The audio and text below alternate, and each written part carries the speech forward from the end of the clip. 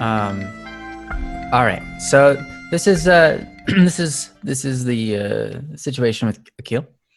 Akil says, "So I've been moving on with my life, but I woke up to a couple of friends distrusting me. They asked my help to find a person since I was close to her last night, and she was missing. But this kind of caught me off guard to know that her secret was told to a stranger. So there I was, being a prime suspect. Showed me how little they trusted me. It's resolved, but it kind of saddens me to know how little I meant.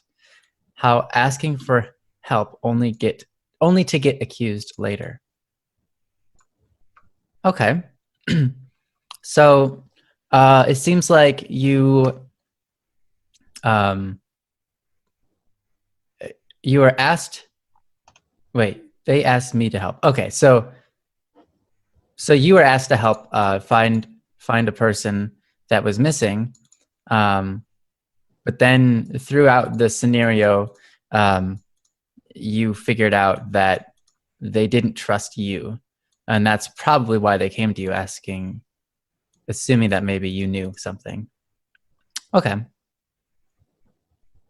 so there you were being the prime suspect. Yep. Yeah. um, So is your question then how to deal with this, or do you have like a specific question regarding it? I sometimes it's just it might not be a question. It's just something that they went through and could be on their head and bothering them. I mean, Yeah. I know that that would bother me, right? That would bother anybody. But yeah, Yeah. there the specific question attached to this. Are you if you have a question to add on to it, that would be, I'm sure, helpful to direct the conversation thus forth. Yeah, but my goodness, Akil, I'm sorry you got to deal with that. Holy smokes. Yeah, that's a really painful thing to go through. I definitely know when others don't trust me. I feel like, like the first thing I want to do is, try to show them that I'm trustworthy, because it's not a good feeling at all. Hmm. But yeah, since I read the question, I'll let you talk you talk first. Oh, I'm going to talk first. That's right, because you read the question, That's right, but you posted it, so I which is mean, why you would your do. name comes first on the thing. No.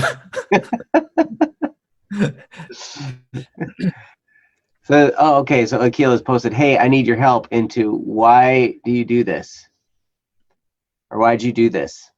Why do Um, you? yeah. So no, I think I get it. So that's crazy. I mean, it, it's almost like you were baited into it. It seems like, at least it can feel that way. Um, Yeah. because sometimes people need somebody to point a finger at, and so they will arrange the situation to kind of maneuver you into positions, so then you can be the person to take the blame for something. I've had that happen to me before, and that is no fun. Mm. I've also had uh, situations, like another thing where this could be like they sincerely were asking for your help, but then because of the way things transpired, it just appears that you were responsible in some way for this outcome, and that can be hard to deal with too. But it reminds me of some words I heard from it was a talk I heard about a guy named Mel Fisher. Have you guys ever heard of Mel Fisher before? He was a treasure hunter. I think back in the 70s. The name sounds familiar to me. Yeah, he was a treasure hunter. He was a treasure hunter in California, and then he moved to Florida, and he Did was he? Where did he hunt for his treasures? All over the off place? the coast. Yeah, but well, his big find was off the coast of Florida. Okay, that's where I've heard of him before. Okay, I was pretty sure I heard of the name before. Yeah. Okay. Yeah. So his big find was the Nuestra Senora de Atocha. It was the biggest the biggest treasure ship ever found, right? But it took him years and years and years. I think 17 years it took Oh him yeah. of searching the ocean for this book, for this boat. For the book that he wrote. But there was a moment in time where everybody, like, he would find some stuff and then the government would take it, or then competitors would come and try and, they'd try and take his stuff, or destroy his boats that he was using to search for stuff. And so he'd have all these challenges along the way this whole time. And there was a quote from him as things were really, really bad, and a lot of people were quitting on him. He had a lot of friends and colleagues that just didn't trust him anymore, so they were leaving and saying, this is just nuts, we're not doing this anymore.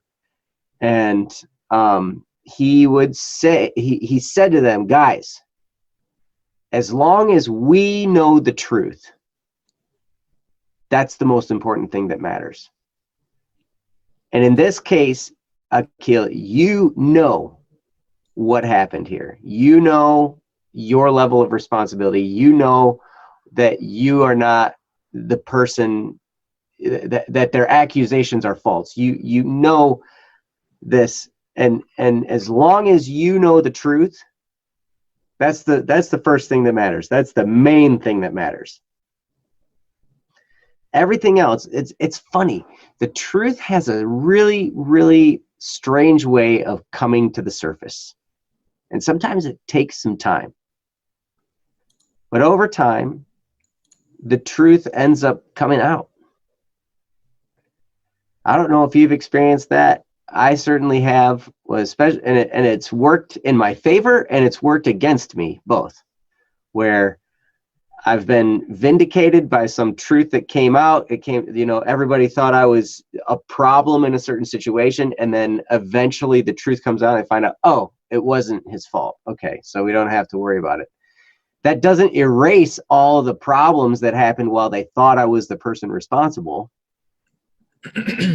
But in the end, there is a bit of vindication there where, now I know that everybody knows that I didn't have a part in this. I've also had it work against me when I'm trying to hide something. I did something I wasn't supposed to be doing, and I try to hide it. I try to cover it up. I try to, not tell people about it and all that kind of stuff. And then eventually the truth comes to the surface. And it's like, oh no, now everybody knows. Now everybody realizes that I'm the big turkey head. Everybody realizes I'm the one that put a battery in my mouth. And Akil says, continues, I'm just disappointed they didn't ask first. Yeah. Instead of, hey, do you know who leaked? Instead, it was why. So it sounds like rather than asking you your take on it, they automatically just went toward blaming you. So they didn't want to get to the bottom of the story.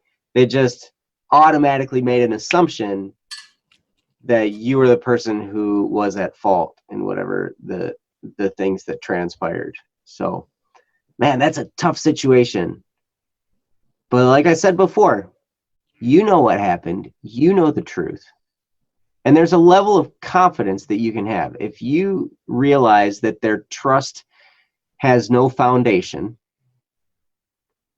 that it's just an empty story, the thing they're thinking that leads them to not trust you, then you can relax a little bit and you can say, hey, this is what happened. I don't know why you guys are blaming me for this. I don't know why you guys are all of a sudden coming at me, but I swear that this is the way it is. And I guess you can either believe it or not believe it. That's not up to me. It's never up to me to tell somebody what they should believe. People believe lies about me all the time. I have people close to me that believe lies about me all the time. There are people that have formed perceptions of me based upon some idea they made up in their head about me. Yeah. And and now that affects their whole perception of me, the people that I am close to, everything. It just precipitates out from there, and it's such a sad thing because they're basing such a big part of their perception on one lie that they invented. And at some point you look at them and you just, man, I feel bad for them because their life could be so much better if they just would ask. Is this true? Or they think about it, logically go through the steps and look, this, how did you get from that point to this? I don't understand. Like, where did you get this idea from? And I don't know, it's just crazy. So Akil, my thoughts are with you. Okay, so they backed off, but the one that leaked is still out there. She pops back up, so that's good. Okay, good. But so now, so it sounds like you have to, you got to find the person who's the real problem. So that's not good. That person's still out there. There's still some element of betrayal out there that you're not quite sure about. But good luck with that. And Jeff posted, a man of integrity expects to be believed, and if not, he will let time prove him right. Yes, that's exactly it. So as long as you know the truth, you are standing on something that's true. And it sounds like they backed off, so that's good. So now maybe you can work together with them to find the actual problem. And crazy thing is like I said before, the truth has a funny way of finding its way to the surface, sometimes in unexpected ways. That's true. It's really quite amazing. So I'm gonna stop and I'm gonna let Ryan take over. But yeah, best of luck through all this, Akil. I'm sorry. That's a tough one to crack. Yeah. Yeah, for sure. I think if it was me in that position, what I would do is two things.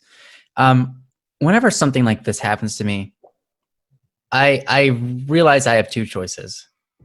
I can try to fix it, or I can just forget it. Those are my two things. A lot of times people come to me with different situations. Some things I'm part of, some things I'm not. And there are many times where I just have to go, well, I'm not going to worry about it. I'm just going to just let that be as it is and move on. Because it's not going to be worth my time trying to figure that one out.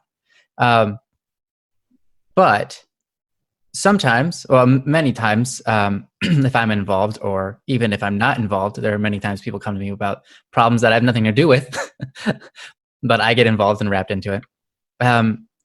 Sometimes I choose to act on it.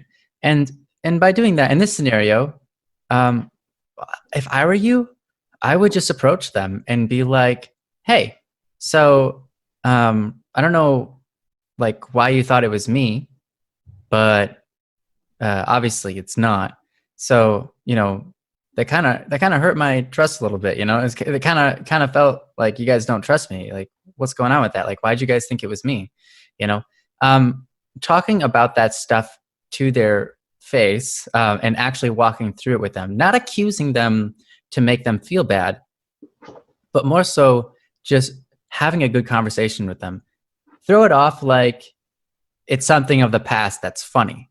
Like, wow, I can't believe you guys thought it was me. That's funny.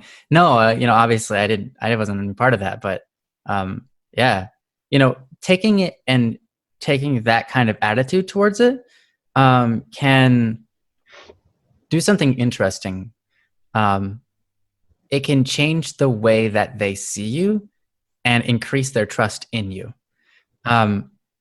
As weird as that sounds, if you are distrusted and then prove trustworthy, their trust increases for you more than if they never distrusted you in the first place.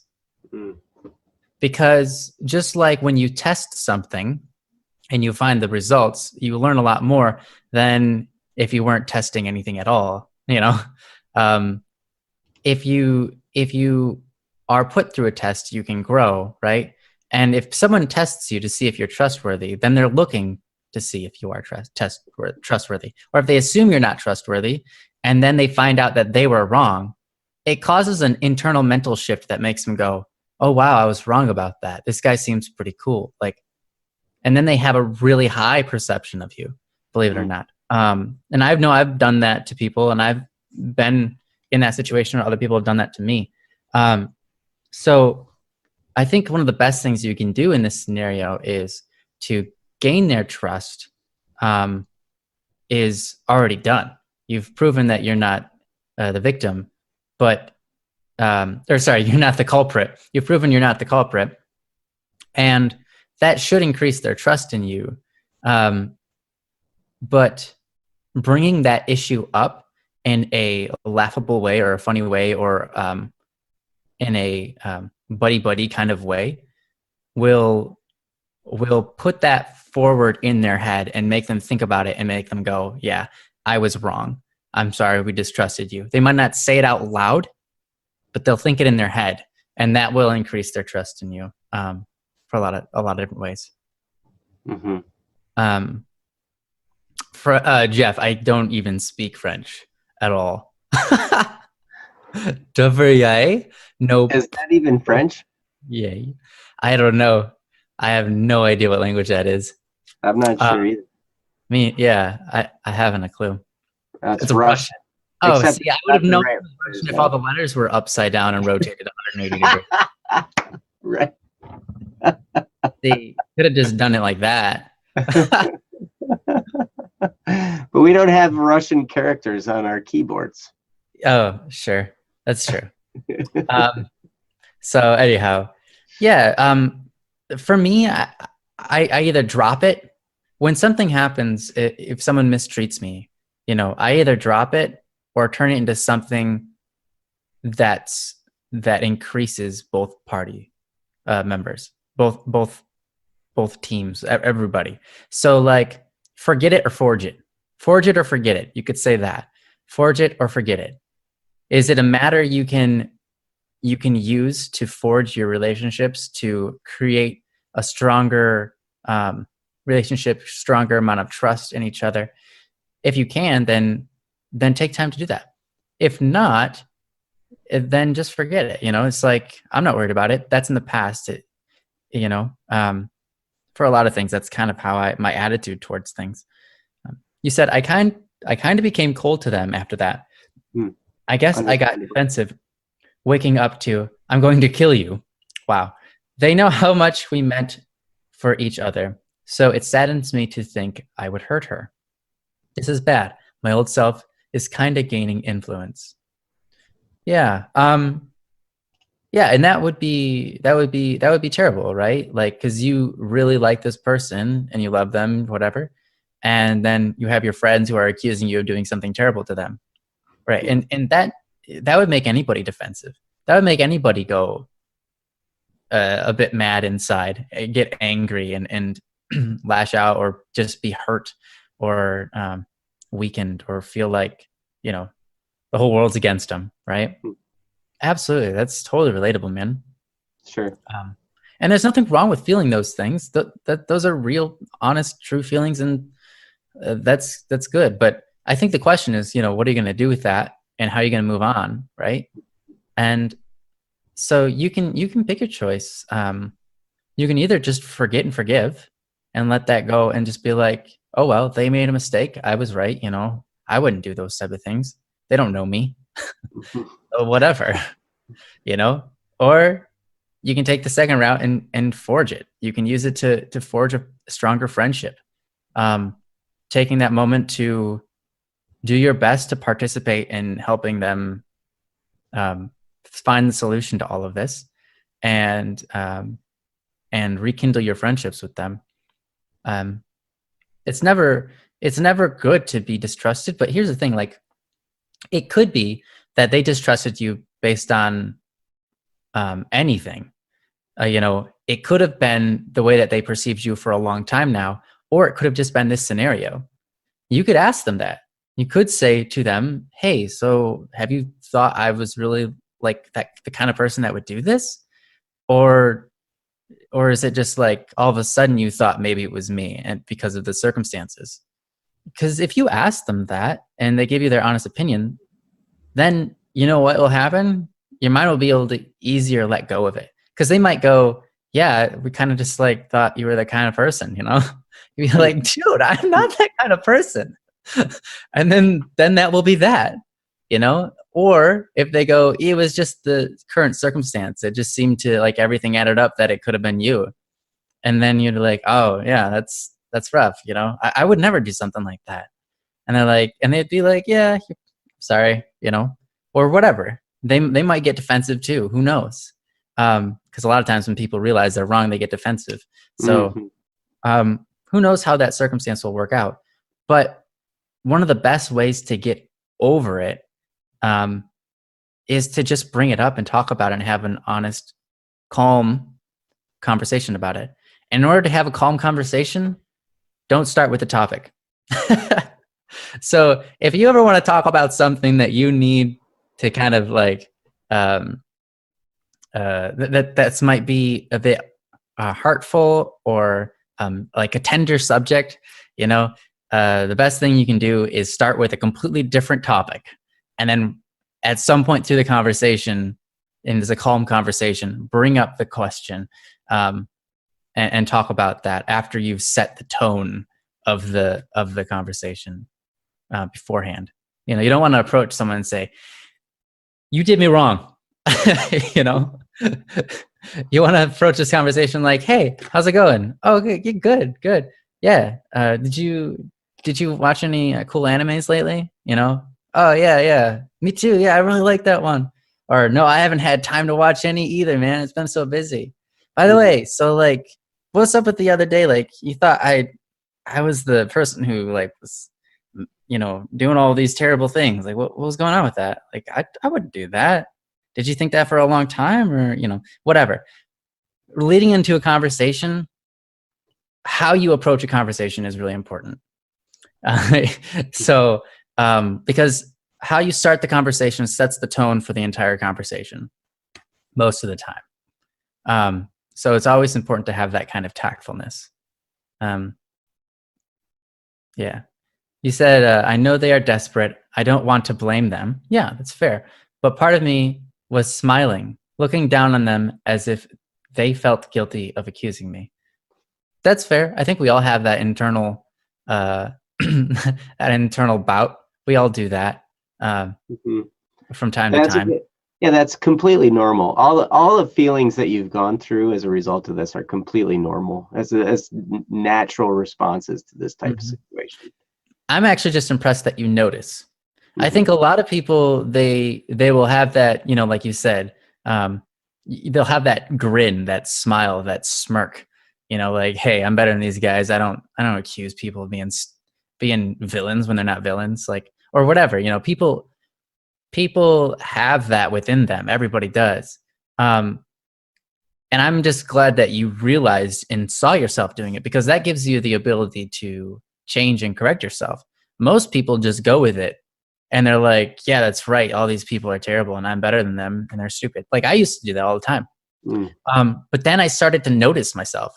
And when I started to notice myself, I started to realize, hey, some of this is wrong and some of this is right. And I need to pick and choose. So honestly, Akil, you're in a great position. And it's awesome that you're noticing these things. We all experience those things for sure. Yep. But like Ryan was getting at before, I think one of the main key things to remember is, how do you move forward from this incident? And like you said here, Akil, so I kind of agreed to help them, but want to walk away after it's truly resolved. That would be a fine thing to do as well. But who knows? Maybe going through this experience will strengthen a bond between you as friends. Sometimes that's what brings friendships closer together, is when there's some kind of a conflict that then you can resolve. And it actually, like Ryan was talking about earlier, it can lead to a higher level of trust. What came from distrust, and then they realize, oh, I was wrong for distrusting you. Now my trust in you is actually stronger than it ever has been. Mm-hmm. And if you can go through this situation as you move forward, don't ever forget, it might take some time to do this, Akil, but don't forget that the pathway for your healing of this situation is to forgive them. Mm-hmm. Don't forget that. So, I mean, I know it might be hard to do now, and it Yes, might be what all this is fresh and it's still going on and everything, but eventually, in order for you to heal and move forward and to relieve yourself of all this and to be free of it, it's going to require you to forgive them. So the sooner you can work toward that, the better these things are all going to go. And if you can work toward it while you're going through this situation with them, then it might actually strengthen the bond. You might have some really powerful allies as a result of this situation. Yeah, that's true. I think the first step in going forward and through this is if you just approach this with a sense of forgiveness. Be like, oh, well, they were wrong. And that's that. And that's okay. And I don't hate them. I'm just, that's unfortunate they guessed wrong, and that it happened to be me. But, that's over now. Now they know it wasn't me. So now that's clear. We're in the clear. Like, there's no reason to continue to despise them or dislike them or distrust them just because they accused you. Now that they know the truth, everything's solved in that area. So I think forgiveness is a first step forward in order to have an honest conversation with them, or at least an honest conversation. If you haven't yet forgiven them, the honest conversation with them will help you in your forgiveness of them and their forgiveness of you. Yes. Or honestly, their forgiveness of themselves. So if you haven't forgiven them already, have a conversation with them and talk it out, and then it'll probably be a lot easier for you to forgive them. And then once you've forgiven, everything just moves forward. Because here's the thing: the act of forgiveness is to destroy a debt owed, right? So if someone wrongs you, for example, if I took your money, then I would have to give that money back to you to make up for it. Well, I'd probably have to give more than I took to make up for it. You would. Yeah. Yeah, you would give me my money. Give my money 18%. That's right, 18% or higher. So anyways, so when it comes to something like this, they wronged you. They accused you of something you didn't do. So now they owe you what? The opposite of that. They owe you trust, you could say. I don't know. But it's something that you forgive. If you forgive them, then you no longer care what they pay you back, because they're probably not going to pay you back anyways. But maybe they will. But if you forgive that, they don't have to concern themselves over what am I going to pay him back with, How can I undo my wrong? So that's the problem, is you can't undo a wrong. You can't, it's just not a thing. It's impossible. Right. You can't undo a wrong. It's happened. Mm-hmm. But if you forgive someone, then the person who forgave them no longer cares about the wrong. And that allows you to move forward. So in this scenario, if they accuse you of doing wrong and you just pass it off and you say, well, it doesn't matter, they did wrong, but you know what? I'm not going to hold it against them. And I'm just going to let everybody live their lives and hopefully be happy. Then you're no longer frustrated over the issue. You're no longer frustrated over the issue, and they no longer have to be frustrated with themselves over the issue. So forgiveness is super crucial in this type of scenario. Mm-hmm. He said, I'm just worried how some things could wake the other me up. Okay, fair enough. I think you're doing a great job because you're conscious of your wrongs and your rights. You're conscious of your thought patterns. And why you're doing certain things and why you're or not doing certain things. You're conscious of your emotions and your reasoning and all that kind of stuff. And so if you just keep that up and always do your best to choose the right option, I don't think you have to worry too much about that sort of thing. Sure. Like Ryan said, the very fact that you're reflecting on these things, on your own responses and your actions, and how these types of things tend to make you move in the direction of a negative response, just the very fact that you're reflecting on all these things is a huge step ahead of most of the rest of the world of people. Most people are just loose cannons, man. I tell you, I'm out there among other people all day long, and most people are just react to stuff that happens around them. They don't even think about it. They don't think about their own responses. They don't think about, oh, this is making me respond this way. I should check myself here. Right. No, people normally don't think that way, and it causes a lot of hurt in the world. I mean, you're kind of a victim of that right now, because your friend, rather than thinking about, oh, I'm feeling tense about this situation, I should think through this. Instead, they just came out guns a-blazing like, whoa, I'm going to kill you. Like that's how most of the world is. They don't think about their response. They don't think about how they're going through things. They don't process this. And the very fact that you're doing it, like Ryan said, that puts you at such a higher level of introspection that you will be able to keep yourself in check for a lot longer, and you'll be able to think logically through things calmly and make better decisions the more you do that. So I would encourage you to continue that. Now, there does come a point, I don't think we're to this point yet, but there does come a point when you spend too much time thinking and then not acting. We can fall into that trap where we're just deliberating and thinking about it and thinking about it and thinking about it and never taking any action. That can happen too. But I don't think you're to that point. I don't know if in your situation you can afford to get to that point. I don't know. Yeah, you said you're worried that you're not fast enough to hesitate. Or you said, that's why I'm worried. I'm not fast enough to hesitate. Now, that's something that is something that you'll improve at. The more you continue to reflect on your thoughts, the faster. And here's the thing: when you reflect on a thought, or your internal thoughts or your internal emotions, and you reflect on it, even if the scenario is completely done with, right, and you've already messed up or you've already done the right thing, whatever it is, right? You think about your thoughts, and then you take an action after that. That action creates a subconscious habit to how you'll respond later.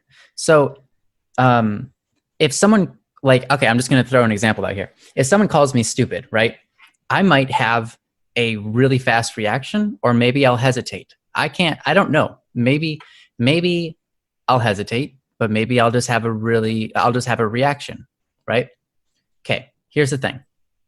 If in the past someone called me stupid and then I hesitated or reacted late, whatever, and chose the right option, I've created a habit so that now anytime someone calls me stupid, my first reaction is the one I want. So every time you have these internal thoughts, you're creating habits. You're creating who you are. You're creating these habits of how you react. So someone calls me stupid, I just instantly react a certain way.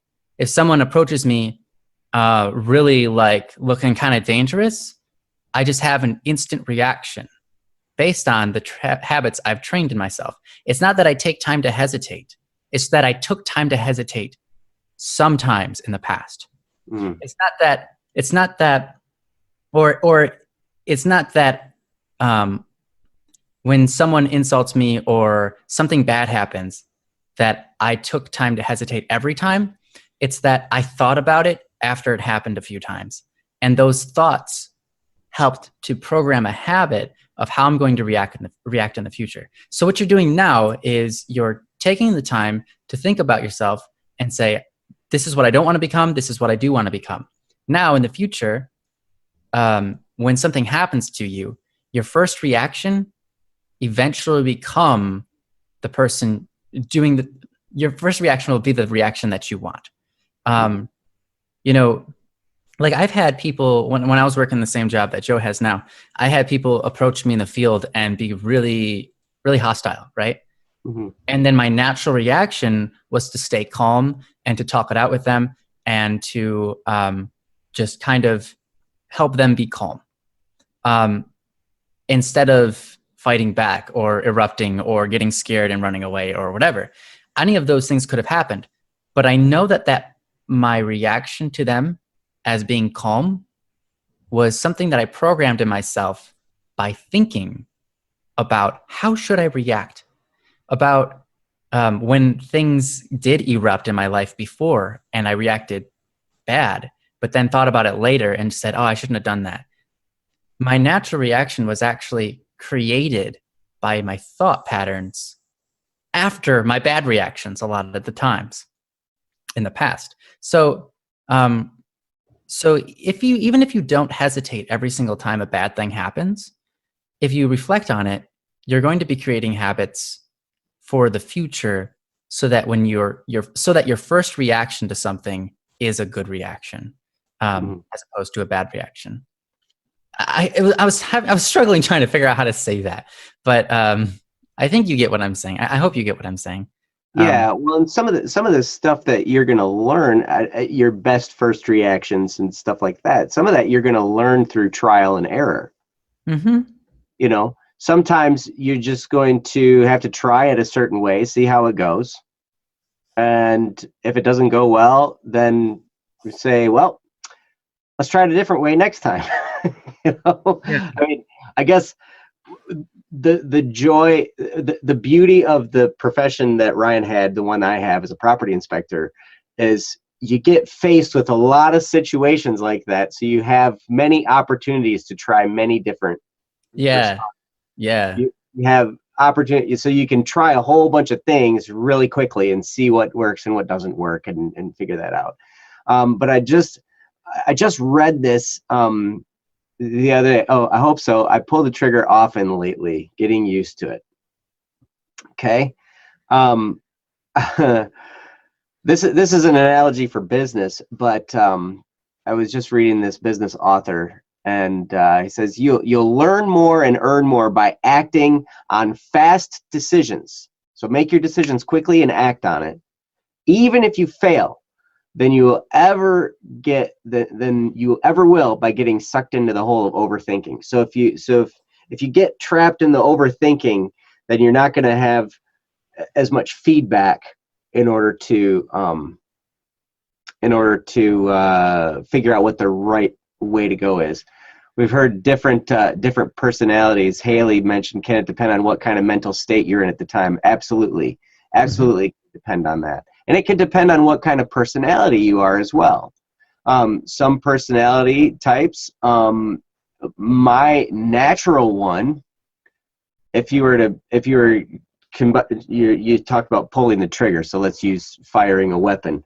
My natural tendency is to go, ready, aim, aim, aim, aim, aim, aim, and just continue to aim and never fire, just aim, right? Some people are like this analogy that I just read the other day when he was in artillery. We did a test fire. So we fired the weapon to see where it was going to go. And then we fired it again to adjust it. And then as soon as we figured out the right target, we just fired over and over and over and over and over again. So in order to aim, they fired. Just specifically to aim, right? So yeah. So it's like ready, fire, fire, aim, and then fire, aim, fire, fire, fire, fire, fire. Yes. So yeah. there is value in taking some time to think through a situation, but sometimes, like in this case, it sounds to me like you were just presented with this choice immediately. You had to make a quick decision and decide, boom, how am I going to react to this? And like Ryan said, a lot of times your first reaction is going to be that's your natural one. You just automatically boom, and you can change that over time. But it takes exactly what you're doing now, Akil, which is reflecting on the situation. You're looking back on it and saying, okay, how can this be handled differently next time? Did I handle it as good as it could have been handled? Maybe you did. With the events that transpired, there may have been no other way you possibly could have handled it. And now that this portion of it is over, you can look back and you can say, all right, now you can do the adjust fire where you're the aiming fire, and get through that. But, there's a lot of value in taking action, and sometimes you need to. I know that I look up to people that are the action takers. I work really, really hard, but I'm not always the first to take action on things. And I always admire people who are willing to just, let's try it. Let's go and try it.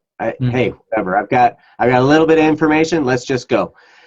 As opposed to my natural tendency, which is, well, let's read about it and figure it out and think about it and delay and analyze and stuff. And then 6 months later, I'm still thinking about it. We don't always have that luxury. And sounds to me like I have to extend congratulations to you, Akil, because you've moved through a situation and you've gotten feedback and you're taking a look at it. It's almost like graduating to a new level because you went through this experience. You went through it, you handled it, and now you're looking back and saying, this is all personal growth.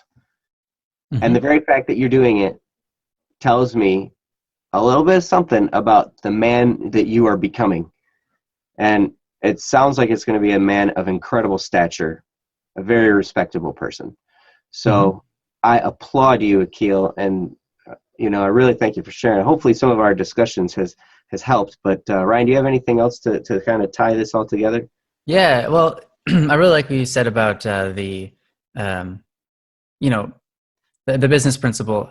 There are many successful business people that their plan is basically just do something. Go try something, mess it up. Try something and mess it up, and try something and mess it up, and eventually something will work. Now, of course, it's important to be able to try something, mess it up, and analyze, and then try something again based on that. That's really the best principle you have. But yeah, so like if you are worried about reacting too fast, you learn from those reactions. I remember I encountered again in this field that Joe was working in and I used to work in, dealing with dogs. I remember getting chased to a degree by some attack dog, and then it was because of that it came to my mind, okay, how do I want to react in that position? Like, so, some attack dogs came at my car and they started like biting the tires and stuff. And then, so I just drove away, right? But then it caused me to think about what happens when I'm out of my car and attack dogs come at me. What do I do? What should I do? And so because of this instance that I just got presented with, it made me think about dogs and made me think, how do I handle a dog? How do I wrestle a dog? How do I do this? And so I'm running through it mentally after it's already happened. I'm running through it mentally, right? And then later on, a couple of months later, all of a sudden, I'm out of my car and 2 attack dogs charge at me. And I remember in that instant, I just naturally reacted based on the thoughts that I had prior, based on the little mental training that I had, which was, I realized the dogs listen to commands because dogs are trained by commands. So as soon as they started to charge, they got close. I just yelled at them and said, "No, sit, bad dog," And both of them cowered in fear, tucked their tails, and sat on the ground. And they were attack dogs, trained to attack, because I was on property that, wasn't mine. And so, but they listened because they were trained to do that. And I had trained myself to do that just by thinking about it after I had already been through a situation similar. So it's important to recollect off of your thoughts. And so don't be too afraid of taking an action and then regretting it later, because that's what teaches us. Mm-hmm. Don't be afraid of taking an action and regretting it later, because that's honestly the best way to learn. So if you're afraid, like, oh no, what if I, just slip up and say something bad or whatever, then oh well, now you can learn from it and you can get better. You can get stronger. It's better to take an action a lot of times and then learn from it later than to not take any action at all and not learn anything. Right. That's a lot of times what happens to people who think a lot like me and Joe. Something will come, an opportunity, or maybe whatever it is, maybe just someone coming at our face or whatever, and we just choose to sit there. And because we chose to sit there, we didn't take any action at all, or, and then we never learned anything because we never went through the experience. Mm-hmm. Whether the experience would have been us doing something bad or good, we don't know. We just chose not to act at all. And so we didn't learn, we didn't improve anything. We didn't increase anybody's existence in that way. So don't be afraid to mess things up. We all mess things up. That's okay. Don't be afraid. Don't be afraid to mess things up. That's what a lot of great businessmen do. They just mess things up until they get somewhere that's great. A great example of that we're talking about right now is a gentleman named Steve Nichols. He's actually on staff here at BSS, and you're probably going to get to hear a lot more of his stuff in the near future as he moves forward. But I tell you, he's that type of person where he takes action immediately, and it shows. I've known the guy for almost 15 years now. And ever since I've known him, he finds his way to the top of whatever game he is playing very quickly. Like in a matter of months, he will go from getting started in something to the best at it, or at least the highest levels in a very short period of time. And it's because of that, what Ryan was just explaining. He takes action. He analyzes mistakes, but he doesn't take too long to sit there and think about it before he takes action again. And he just takes action after action after action after action and makes small adjustments in between to get to the point where he's now it's all clicking. I don't think he's afraid of messing it up, because we all do. You take an action, it's wrong, and you're like, oh, okay, that wasn't what I need to do. Let me try this thing. And that's just how it is. So if you react to something, someone calls you an idiot and you react terribly, then that's normal. You just be like, oh, well, that was the wrong response. I'll try again this time. You know?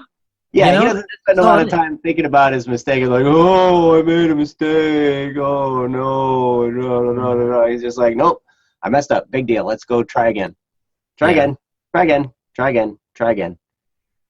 And I catch myself getting caught in that loop of like, oh, no, I messed up. Oh, no, I messed up.